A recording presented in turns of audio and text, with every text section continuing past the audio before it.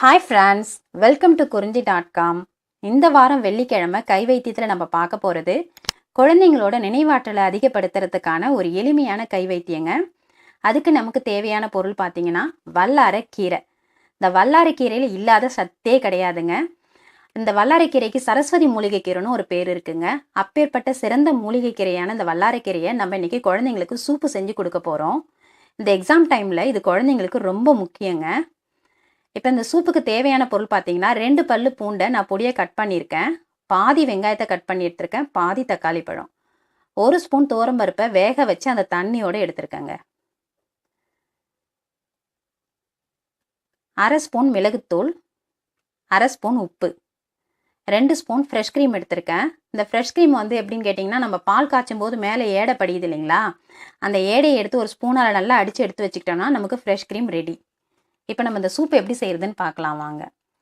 ஒரு கடாயில் 1 ஸ்பூன் அளவுக்கு நல்லெண்ணெய் ஊற்றிருக்கேன். எண்ணெய் நல்லா சூடாகட்டும்.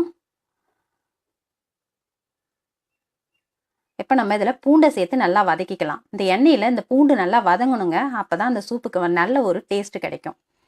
எக்ஸாம் டைமில் குழந்தைங்களுக்கு நம்ம டீ காபி கொடுத்து பழக்கிறத நிப்பாட்டிட்டு இந்த மாதிரி ஹெல்த்தியான சூப்பு கொடுத்து பழக்குங்க. அவங்க இந்த மாதிரி சூப்பு குடிக்கும்போது அவங்க நல்லா ஃப்ரெஷ்ஷாகவும் எனர்ஜெட்டிக்காகவும் ஃபீல் பண்ணுவாங்க. இப்போ இதில் நம்ம வெங்காயத்தையும் சேர்த்து வதக்கிக்கலாம். குழந்தைங்க எந்நேரமும் படிச்சுக்கிட்டே இருக்கிறதுனால அவங்க உடல் சூடாகும். அந்த உடல் சூட்டையும் இந்த வல்லாரை கீரை சூப்பு தணிக்குங்க. இப்போ நம்ம தக்காளி பழத்தையும் சேர்த்து வதக்கிக்கலாம். இந்த சூப்பை நம்ம ரெடி பண்ணி வச்சு ஃப்ரிட்ஜிலலாம் வச்சு குழந்தைங்களுக்கு கொடுக்கக்கூடாதுங்க. எப்பயுமே மூலிகை ஐட்டத்தை நம்ம கொடுக்கும்போது அப்பயே செஞ்சு அப்பயே கொடுக்கும்போது தாங்க அதோட பலன் நமக்கு முழுமையாக கிடைக்கும். நீங்கள் இதெல்லாம் ரெடி பண்ணி வச்சுட்டு குழந்தைங்க வந்த உடனே அரைச்சி சூடு பண்ணி மிளகுத்தூளும் உப்பும் கலந்து கொடுத்தோம்னா அப்படி வேணால் செய்யலாம் நம்ம. இப்போ இந்த வல்லாரை கீரையை நல்லா மண் போக அலசிட்டு நம்ம இதில் சேர்த்து வதக்கிக்கலாம். நான் இன்றைக்கி 1 கைப்பிடி அளவுக்கு வல்லாரை கீரை எடுத்திருக்கேங்க. இது 2 குழந்தைங்களுக்கு சூப்புக்கு நமக்கு தாராளமாக போதுமானதுங்க. இது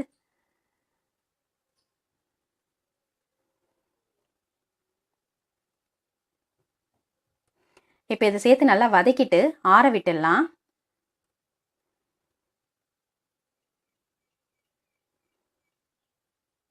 இப்போ இது நல்லா ஆறின பின்ன நம்ம ஒரு மிக்சி பவுலில் போட்டு அரைச்சிக்கலாம்.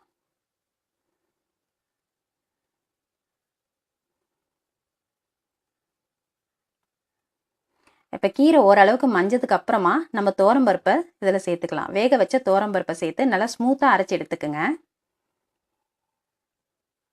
இப்போ அதை நம்ம வடிகட்டணும்னு அவசியம் இல்லைங்க, அப்படியே ஒரு பவுலில் ஊற்றி சூடு பண்ணுங்க. இது நல்லா சூடான பிறகு நம்ம 1/2 ஸ்பூன் உப்பும் 1/2 ஸ்பூன் மிளகுத்தூளும் சேர்த்துக்கலாம். இதில் நம்ம இந்த பருப்பு சேர்த்து இந்த சூப்பு செய்கிறதுனால சூப்பு நல்லா திக்காக இருக்குங்க உங்களுக்கு.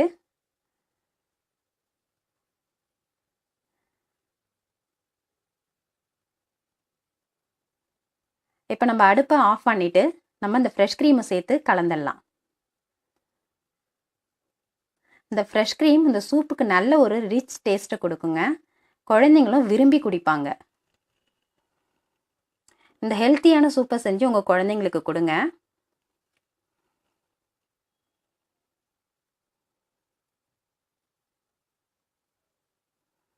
இப்போ நம்ம அதை சர்விங் பவுலுக்கு மாற்றிக்கலாம். இந்த ரெசிபி உங்களுக்கு பிடிச்சிருந்ததுன்னா லைக் பண்ணுங்கள், ஷேர் பண்ணுங்கள், சப்ஸ்கிரைப் பண்ணுங்கள். உங்களோட ஒவ்வொரு சப்ஸ்கிரைப்பும் எனக்கு ரொம்ப முக்கியங்க. மறக்காமல் சப்ஸ்கிரைப் பண்ணுங்கள். நன்றி.